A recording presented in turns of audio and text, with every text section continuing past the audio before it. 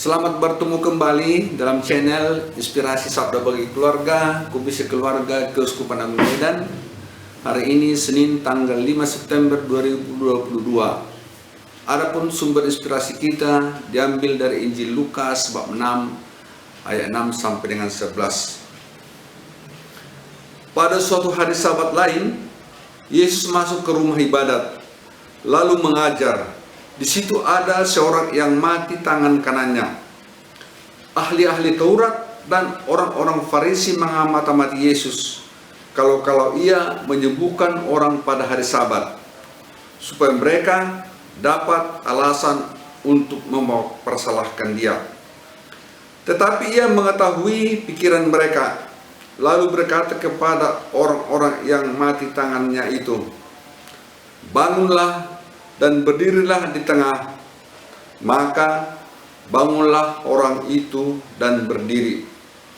Lalu Yesus berkata kepada mereka, "Aku bertanya kepadamu, manakah yang diperbolehkan pada hari Sabat, berbuat baik atau berbuat jahat, menyelamatkan nyawa orang atau membinasakannya?"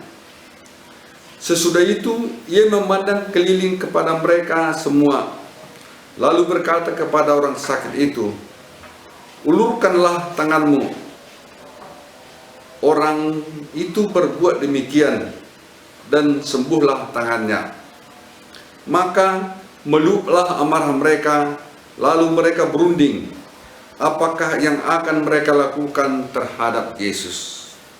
Demikianlah sabda Tuhan. Terpujilah Kristus. Bapak, Ibu, saudara-saudara yang terkasih, dimanapun Anda berada, kiranya semua dalam keadaan sehat pada saat ini. Ada pernah pertanyaan, dan mungkin juga sering kita dengar, kenapa orang Kristen ke gereja pada hari Minggu? Apakah hari Minggu adalah hari terbaik untuk beribadah? Pertanyaan ini sering muncul juga kita dengar, khususnya oleh saudara-saudara kita umat Muslim. Memang dalam Injil tidak ada disebutkan bahwa bergereja atau beribadat pada hari Minggu. Sesungguhnya setiap hari baik dilakukan sebagai hari ibadah. Allah tidak pernah meninggikan suatu hari tertentu di antara hari-hari lainnya. Orang Kristus beribadah pada hari Minggu disebabkan pada karya Tuhan Yesus, ia menjadi kurban agung dan untuk menyelamatkan manusia dari dosa dengan mati di kayu salib. Dan pada hari ketiga, yaitu hari Minggu, ia bangkit dari kematian. Itulah sebabnya kita atau umat Kristen seluruh dunia merayakan kebangkitan Yesus pada hari Minggu. Namun buat orang Yahudi ada juga hari yang istimewa, yaitu hari Sabat. Pada hari Sabat ini, orang Yahudi tidak diperbolehkan bekerja. Mereka tidak diperbolehkan beraktivitas. Pernah waktu Yasser Arafat terbunuh dan dikunjungi oleh Benyamin Netanyahu dari Israel, sengaja Perdana Menteri Benyamin Netanyahu membuat kemah lebih kurang 300 meter untuk dengan tempat kejadian meninggalnya Presiden Yasser Arafat, agar mereka tidak jauh dan tidak berjalan lebih dari 300 meter. Mereka sangat menghargai hari Sabat, dan hari Sabat termasuk hari yang istimewa pada mereka. Dalam Injil hari ini, ahli Taurat dan orang-orang Farisi mengamati Yesus kalau ia menyembuhkan pada hari Sabat, karena itu bertentangan dengan Taurat mereka.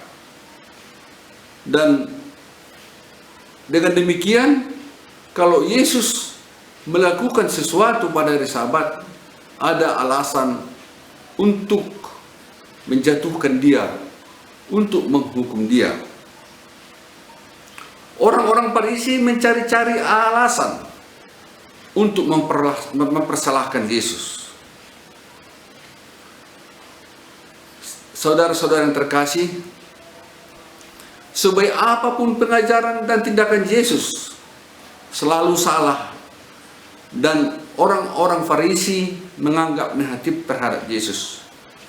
Mereka tidak mampu melihat segala kebaikan yang telah dilakukan Yesus, walaupun Yesus telah menyembuhkan seorang sakit. Orang Farisi iri hati. Orang Farisi kalah populer dengan Yesus. Mereka menjatuhkan dan mau merusak nama baik Yesus dengan kesalahan-kesalahan yang tidak perlu. Saudara-saudara yang terkasih, sikap orang Farisi dan ahli Taurat ini tidak mematahkan pelayanan Yesus. Yesus tetap bersemangat untuk berbuat baik dan tekun setia membuat orang lain bahagia dan orang lain bisa selamat. Kita juga sebagai pengikut Kristus sering mencari-cari kesalahan orang. Kalau dia terpilih menjadi orang pembesar, kita sering mencari-cari kesalahannya. Kita sering menjatuhkan dia, memberikan gosip supaya dia kalah pamor. Dan juga kita sebagai pengikut Kristus sering melihat kesalahan orang. Mari kita berpikir positif atas pelayanan teman-teman kita. Kita tidak perlu cemburu. Keberhasilan teman-teman kita buat sebagai inspirasi untuk menguatkan kita atau menjadi pelajaran bagi kita supaya kita ikut berhasil. Mari kita ikut Yesus dengan pelayanannya, supaya di dalam pelayanan kita menimbulkan kebahagiaan bagi sesama dan bagi keluarga kita. Amin. Keluarga, tanda cinta, tanda rahmat di dunia. Keluarga, gereja kecil, hadirkan cinta Tuhan. Semoga Tuhan Yesus memberkati. Amin.